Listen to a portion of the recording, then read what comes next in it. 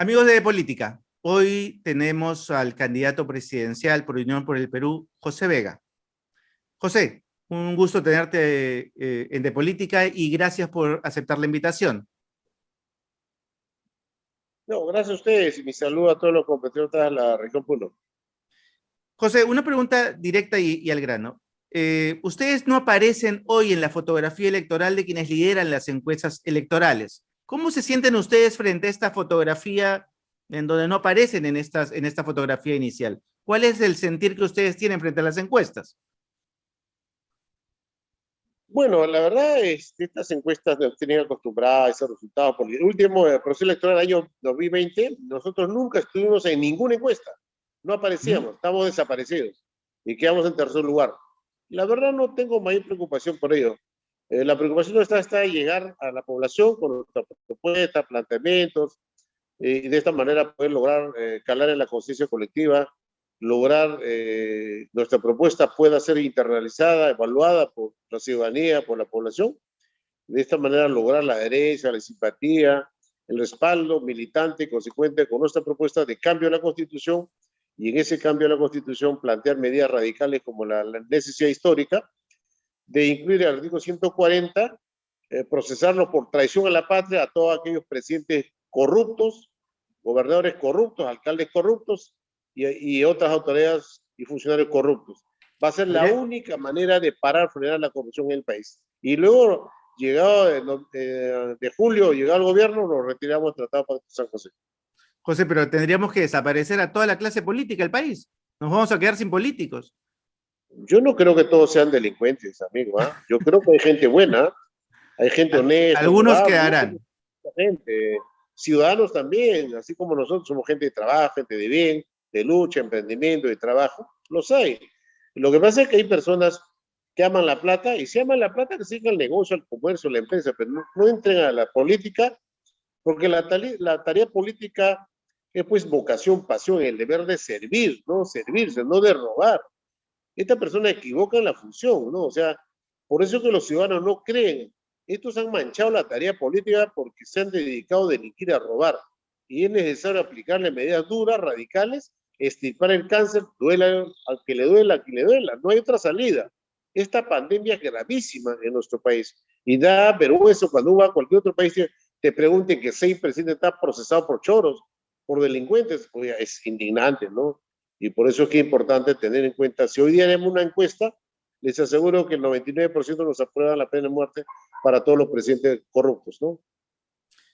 De acuerdo. Propuestas concretas respecto a la crisis sanitaria que hoy vive el país. ¿Cuáles son las propuestas concretas? De ustedes llegar el 28 de julio a ocupar el sillón de Pizarro, ¿qué harían Bueno, concretamente respecto a la crisis sanitaria que hoy vive el país? declarar en emergencia la salud pública, porque Qué significa eso? ¿Con qué se la come? salud pública está colapsada hace muchos años porque los gobiernos de turno corruptos no hicieron nada. Declarar estado de crisis es necesario, en primer lugar, implementar, equipar los hospitales, contratar más médicos y especialistas. Necesitamos comprar más camas UCI, necesitamos, necesitamos instalar plantas de oxígeno y de esta manera lograr aliviar esta pandemia grave que nos ha afectado y nos ha desnudado de cómo estaban los hospitales. Estos presidentes corruptos y funcionarios, ministros corruptos, dejaron de lado los hospitales. Los hospitales siempre han estado en emergencia. Lo que ocurre es que hoy día, reitero, se ha desnudado las cosas porque, por cierto, esta pandemia ha generado una emergencia grave sanitaria donde miles van a los hospitales y no encuentran camas UCI, no hay oxígeno y se mueren. Nuestros compatriotas se mueren todos los días. Eso es indignante por falta de atención. Y esto no puede ocurrir. Necesitamos, por cierto, para ello, mejorar el presupuesto, pero reitero, necesitamos equiparlos. Necesitamos contratar más médicos especialistas, pagarles mejor y pagar a los médicos que han dejado de pagar. La verdad, estos dos gobiernos, Vizcarra, Pacado, vacunado por proceso coime y corrupción, de lo cual me siento hoy día con el deber cumplido, el deber patriótico, porque encabecé su vacancia, me dijeron golpista. Yo creo que el único golpe que le di fue el golpe al procesado por coima y al golpe que le cayó es porque aquel que se vacunó y dejó a la población y a los médicos, a todos, al merced de esta pandemia y no tuvo ningún remordimiento como un psicópata social que su pueblo se muriera por falta de atención, por falta de vacunas. Esta es una persona que nos ha hecho un daño inmenso y hoy día el actual presidente encargado también, la verdad, no está reaccionando, nunca tomó las previsiones ni planificó cómo enfrentar esta segunda ola y sigue muriéndose por falta de oxígeno, por falta de camas UCI, por falta de atención. Eso es indignante, desesperante, la verdad, la inoperancia, la incapacidad, la ineptitud de los gobiernos, de los presidentes. El presidente encargado Sagasti no está dando la talla, no es un estadista. Él ha sido siempre asesor, consultor, pero nunca ha sido ejecutivo, nunca ha sido una persona que ha gerenciado, ha sido una persona, un gestor, un estadista que pueda resolver los graves problemas como la que hoy vive el país. Bueno, él nunca esperó ser presidente, le cayó de golpe, ¿no? Le cayó Claro, sin querer. que le agradezca al Grupo Comercio, al Grupo Graña, a los grupos Odebrecht, que con los medios de comunicación promovieron la salida del señor Merino y diciendo que era un golpe, movilizaron a los jóvenes, pero los jóvenes querían que se vayan todos los políticos corruptos y además nueva constitución. Pero ellos en sus titulares ponían todo lo contrario, pero hasta ahora este gobierno Sagasti tampoco da cuenta de la muerte de los dos jóvenes. ¿Qué pasó? ¿Por qué murieron? No dicen nada. Tampoco dicen nada por lo que pasó, la muerte de los dos jóvenes, mártires de la lucha agraria, que también murieron y no dan cuenta de nada. Estos gobiernos incapaces ocultan, silencian los hechos graves y, por cierto, por resultados como la que estamos viviendo, esta pandemia, al gobierno los tiene desbordados, sin iniciativas, sin reflejos, y está en piloto automático el país porque su Sagasti no sabe qué hacer, no ata ni desata, no da muestra de talla de ser un estadista, de un gestor, de un ejecutivo que resuelva problemas. Lamentablemente siempre ha hecho consultoría, nunca ha trabajado. Preguntas puntuales sobre el tema de salud. El sistema de salud, ¿ustedes apuestan por un sistema único de salud integrado? ¿Integrarían los 6 subsistemas de salud que actualmente existen? El salud, el MINSA, las Fuerzas Armadas. Es muy importante en nuestro país, ya se intentó varias veces, pero no se culminó la integración, ¿no? Sería ideal para tener, pero para eso es un proceso necesario que hay que transitar y trabajar de qué manera lo integramos, ¿no? Porque este problema de que la policía, el ejército, luego de salud, luego MINSA, un poco como que dispersa los esfuerzos. De repente puede quedar en dos grandes sectores que puedan atender la salud más integral, pero esto requiere un estudio técnico, profesional y por una decisión política que pueda realmente ser una solución a estos problemas graves que afectan a la salud pública en nuestro país. La compra de vacunas. ¿Cómo sería la compra de vacunas con un gobierno de Unión por el Perú?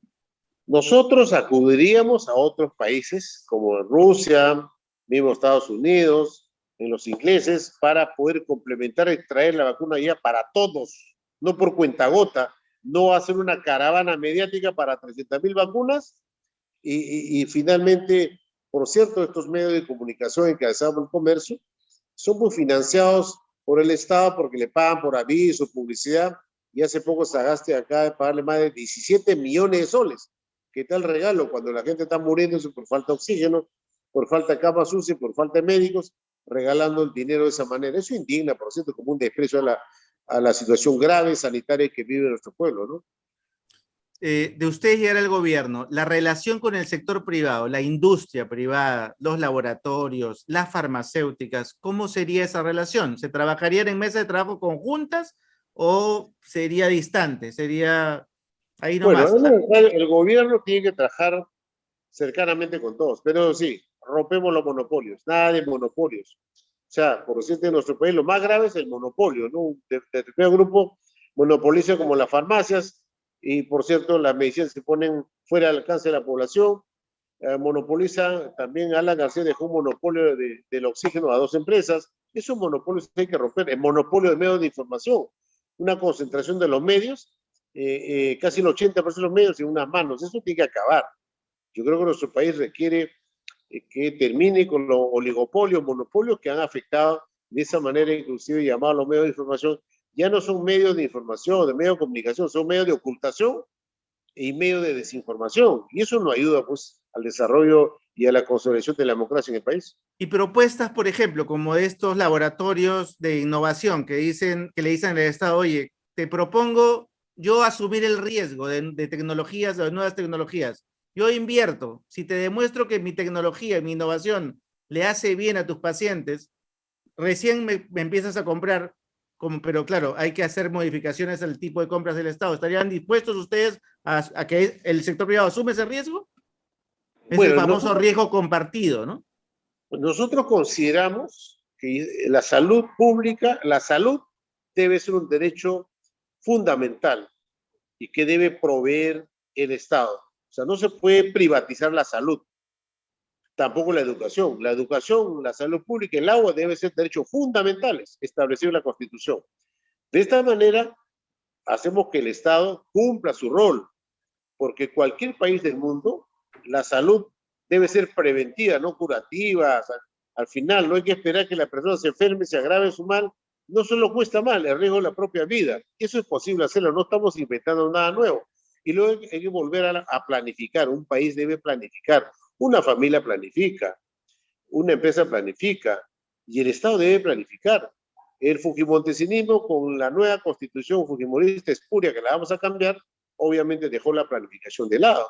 Y también estableció en el capítulo económico este famoso contrato ley, por la cual generaron la impunidad de saqueo del país.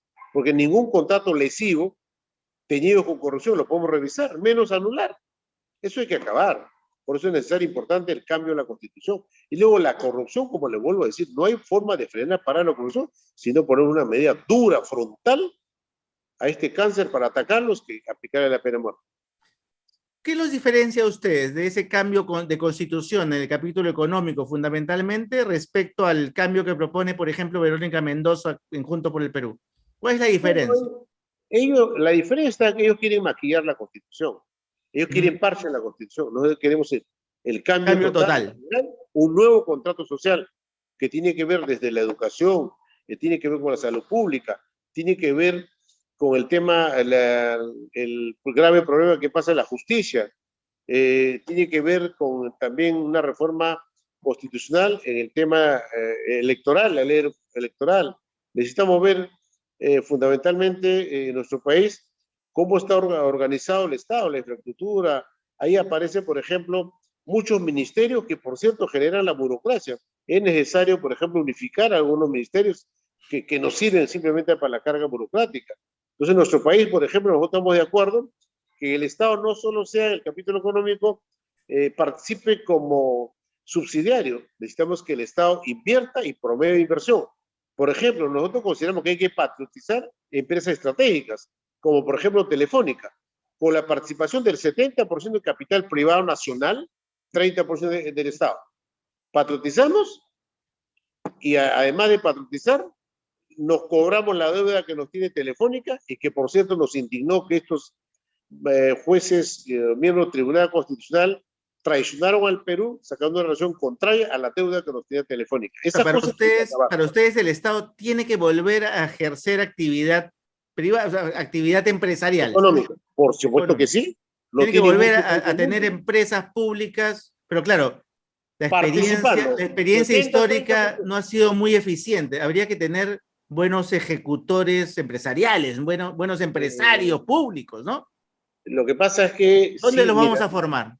La empresa telefónica española es del Estado. Sí, no, claro, allá. Y es del Estado. Entonces, si nosotros patriotizamos, le vamos a dar participación al empresariado nacional privado en el 70% de acciones, 30% el Estado. ¿Dónde formaremos a esos cuadros de empresarios públicos que sean eficientes, que generen rentabilidad, que hagan empresas eficientes? Conozco muchos empresarios, gestores, que han hecho un patrimonio inmenso, que están dispuestos a apostar para ayudar a hacer gestión pública en el país. Que por cierto, muchos de ellos, no me van a creer, no tienen ni títulos, pero han creado, quiero mencionar, por ejemplo, Topito, que es una empresa impresionante, ¿ya? Sus dueños no tienen, uno de los dueños principales no tiene título, ni grado académico, y con muchos de ellos, pero ellos han hecho, mira lo que han creado. Son buenos gestores, buenos gerentes, son creativos, creadores. En nuestro país todos los funcionarios públicos, burócratas, pueden tener todos los cartones académicos. ¿Para qué ha servido? Muchos de ellos para ayudar al saqueo robo del país, cómplice de los gobiernos. O sea, ustedes reemplazarían a esos burócratas por cuadros empresariales eficientes que entrarían a la carrera pública. En la actividad privada hay muy buenos técnicos que han ayudado a estos empresarios a gerenciar, a ser ejecutores eficientes con resultados. En una empresa privada, si tú no das resultados, te votan. En el Estado, tienes tu vara, te mantienen, ¿no? Eso tiene que acabar. O sea, en un gobierno de Unión por el Perú, empresario público que no genere la rentabilidad adecuada, se va. Acá no hay, no hay vara, no hay burocracia, no. Si no produce, se va. A su casa. Resultados. Eso ocurre en cualquier empresa del mundo, en cualquier estado de otro país del mundo. Solo nos ocurre a nosotros que aceptamos y eso sea como tal. Y tiene que acabar también en todos los ministerios donde se manejan recursos públicos. Hay una casta, un grupo de gente que por años se mantiene en los cargos y saben la maña y artimaña de la corrupción. Y a eso hay que cambiarlos. Ahora, la pregunta de fondo y que siempre nos hacemos los privados es, ¿con qué plata vamos a financiar todo este programa de reactivación pública, digamos, de inversión pública? Porque de algún lado tiene que salir esa plata. El Estado necesita, obviamente, de tributos, impuestos para poder invertir. En primer lugar, tenemos que cobrar a todas las deudas millonarias que superan los 10.000 millones de soles, nos tienen que pagar. Si no, lo patriotizamos y nos cobramos. O sea, no sean graciosos. En sus países pagarían, acá no hacen perro muerto. Se acaba el perro muerto en el país. Si no pagan, las estatizamos. Estatizar no, patriotizar, porque hay peruanos empresarios exitosos que pueden poner acciones y el 30% del Estado y la recuperamos. O sea, capitalizan como dinero público esa deuda pendiente. Por supuesto. Eso no es nada nuevo, lo hacen muchos países del mundo, no estamos inventando la pólvora. Sí. ¿Ah?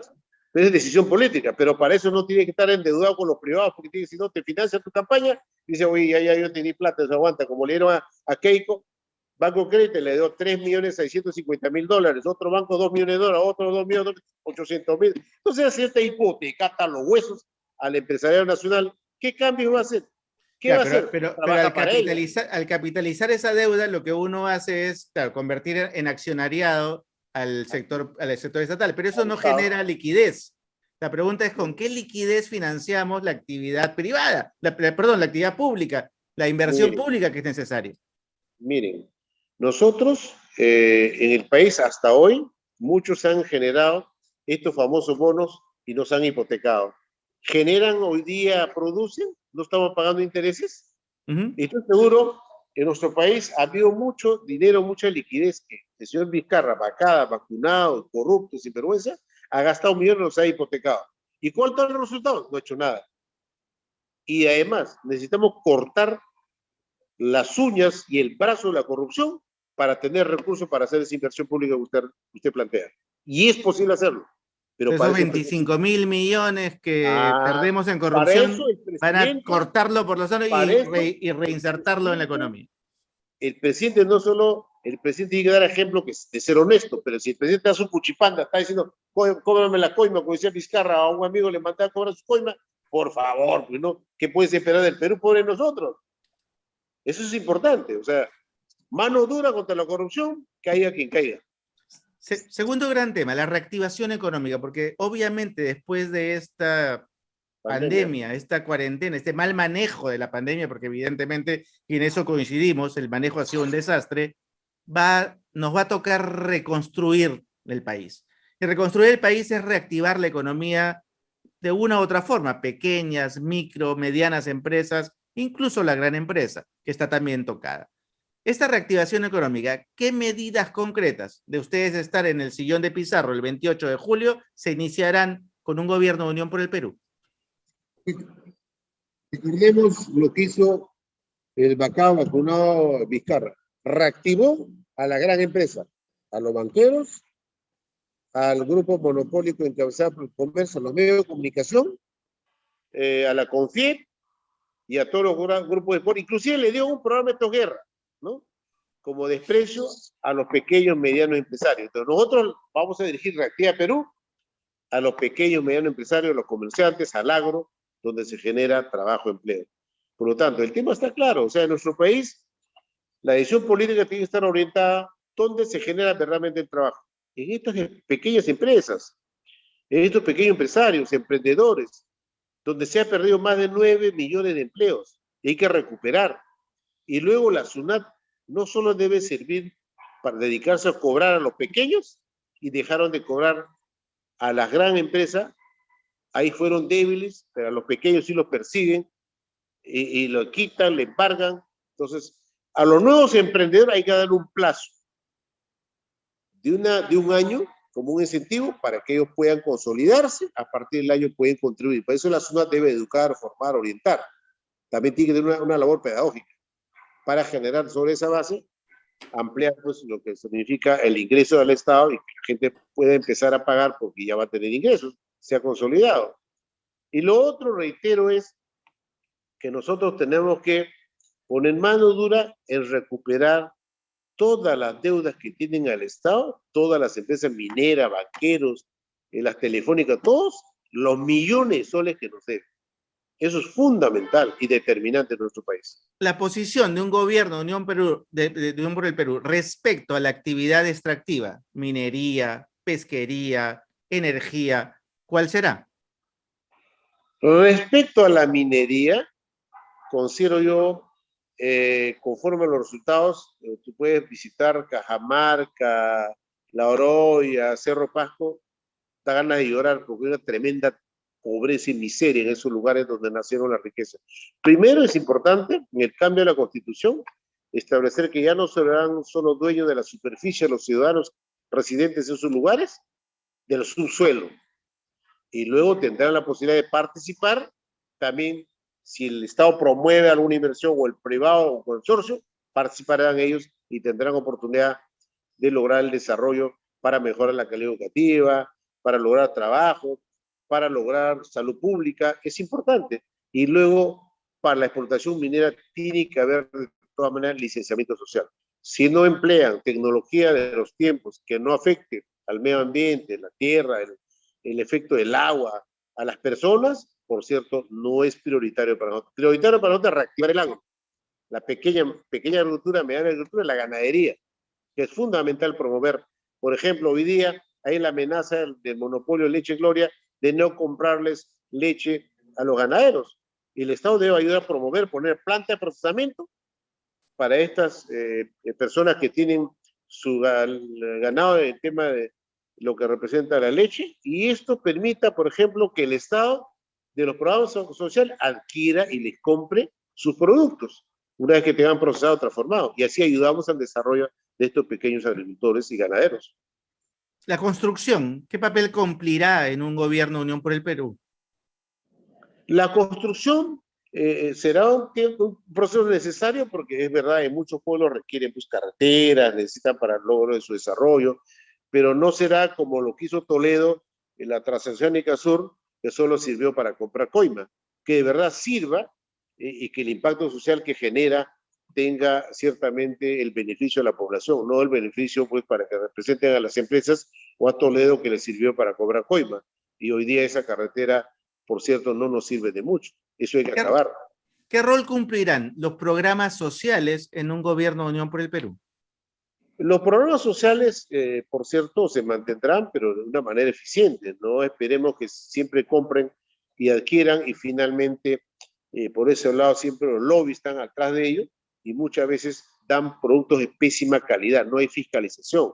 Y por cierto, como que la persona humilde lo recibe como su regalo. No es un regalo, es plata pública que debe cuidarse celosamente y ser severos, duros, para sancionar a aquellas personas que se aprovechan justamente las personas más humildes y no llega de verdad con la calidad de los productos que se exige y que muchas veces se licitan. Ahí habrá mucho celo, cuidado, para que estas medidas realmente cumplan su función. ¿Habrá una revolución educativa en un gobierno de Unión por el Perú? Esa es la base. Muchos gobernantes, yo lo he escuchado desde muy niño, que la base del desarrollo es la educación. Todos venden una Para revolución el educativa. discurso. Nunca lo hicieron. Peor, con Fujimori, el cambio de la constitución fujimontesianista generó la privatización de la educación. La educación fue a parar que el Estado abdicó su función y le dejó a las manos privadas. No hay inversión en las universidades para la ciencia y la tecnología, la investigación en las universidades, no hay recursos. Los colegios nacionales perdieron carreras técnicas para formar cuadros técnicos desde la secundaria, eso hay que recuperar. Inclusive el currículo educativo, antes estudiábamos educación cívica, física, instrucción premilitar, y nosotros inclusive estamos de acuerdo inclusive en el servicio militar obligatorio. Entonces la reforma del currículo educativo tiene que cambiar, orientado a que los jóvenes, desde que terminan la secundaria, deben tener una carrera técnica para poder afrontar la vida. Y en las universidades necesitamos inversión en las universidades públicas para la investigación, ciencia y tecnología, para lograr transformar y procesar nuestras riquezas e industrializar lo que tenemos nosotros. O sea, no es posible que todos estos últimos años sigamos entregando en bruto toda nuestra minería, ¿no? En bruto a los países industrializados, y nosotros no podamos darle valor agregado a lo que representa todas nuestras riquezas naturales. Eso es posible hacerlo. Lamentablemente, los gobiernos han gerenciado la crisis, han gerenciado la corrupción y se han levantado el precio del país. Finalmente, una reforma política y de Estado. ¿En qué consistirían? ¿Mantendrían el Estado como está? ¿Lo reducirían? ¿Crearían nuevos ministerios? ¿Juntarían ministerios? ¿Cómo pensarían una reforma del La Estado? reforma del Estado es necesario un poco achicar el Estado, muchos ministerios. Hay ministerios afines y fortalecer algunas de ellas que puedan significar fundamentalmente el tema de la ciencia y tecnología, que es fundamental en nuestro país. Y luego hay que también volver a implementar lo que es que Fujimori desapareció, es la planificación, el Instituto Nacional de Planificación. Una familia planifica, una empresa planifica, el Estado debe planificar. Acá no planificamos nada. Y hay una situación gravísima, en la que, por cierto, un país tiene que tener una mirada de 10, 15, 20, 30 años, no quinquenios. Y esa es la otra crisis y drama que vive en nuestro país. Y luego revisar el tema de la regionalización. Lo que ha tenido efecto, ha surgido efecto de la regionalización es se descentralizó la corrupción. Ahí han tenido éxito. Pero en lo que significa el desarrollo, el progreso y desarrollo, no ha logrado. O sea, el mayor éxito de Toledo es que descentralizó la corrupción. Pero los problemas que tienen que ver con el desarrollo de la agricultura, la salud pública y la educación que le entregaron no funcionó hasta ahora. De darse el 11 de abril un resultado donde ustedes no estén en esa segunda vuelta, ¿a quién apoyarían? ¿Con quién harían alianza técnicamente de tener que darle su apoyo a alguna candidatura? No, yo no quiero pensar a quién apoyar. No estamos entrando a esta guerra, a esta batalla. Antauro Humala, José Vega, Ricardo Belmo, hemos entrado los patriotas de esta batalla a dar combate hasta lograr el objetivo. Perfecto. Y nosotros no podemos de ninguna manera imaginarnos a quién apoyar. Nosotros esta guerra hemos entrado a ganar. No permitieron que Antauro sea candidato. Ambos comandamos esta guerra. Me tocó comandar ahora por el impedimento de la salida de Antauro. Y esta guerra es solo para ganar. Después del 11 de abril podemos hablar y responder su pregunta. Si valdrá la pena alguno de ellos, si tengamos que apoyar. Se lo volveremos a hacer, señor Vega. Entonces, compromiso. Gracias por estar con nosotros. No, buenas noches, muy amable, un fuerte abrazo. Saludos a todos los compatriotas de Región Puno. Muy amable por esta Amigos entrevista. de Política, José Vega, candidato presidencial por Unión por Perú, estuvo con nosotros exponiendo su plan de gobierno y sus propuestas para la presidencia de la República. Muchas gracias por estar con nosotros y nos encontramos en un nuevo espacio en De Política.